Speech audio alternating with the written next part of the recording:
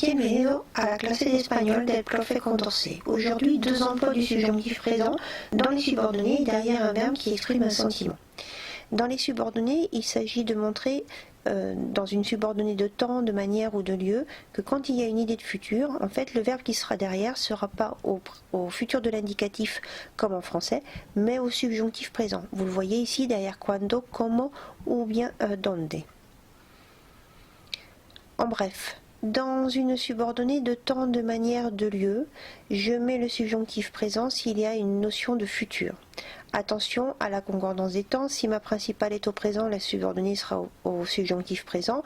Si la principale est au passé, la subordonnée sera également au passé.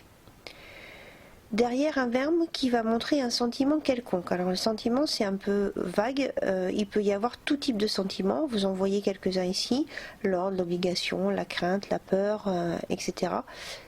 On va avoir le subjonctif derrière très souvent, comme par exemple là dans l'ordre et l'obligation, après querer que, je veux que tu m'expliques l'exercice, je veux que ça montre bien un ordre. Ici le verbe explicar sera au subjonctif. On remarque la modification de l'orthographe avec le QU pour une question de prononciation.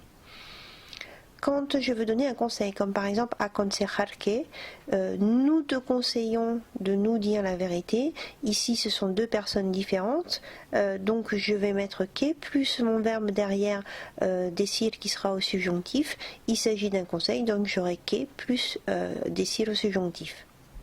Le verbe qui montre par exemple un sentiment, alors ça peut être n'importe quel type de sentiment, comme avec le verbe gustar, sorprender, etc. No me gusta que hables en français, je n'aime pas que tu parles en français. Ici ça montre bien un sentiment. Ça me surprend que tu ne saches pas ta leçon, d'ailleurs comme en français, ici on aura le subjonctif. En bref, je dois retenir trois choses. Le verbe de la principale, est-ce qu'il montre un sentiment quelconque?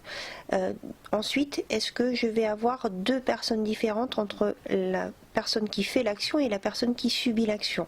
Dans ce cas-là, mon verbe de la subordonnée sera au subjonctif et attention, bien entendu, aux irréguliers. À bientôt!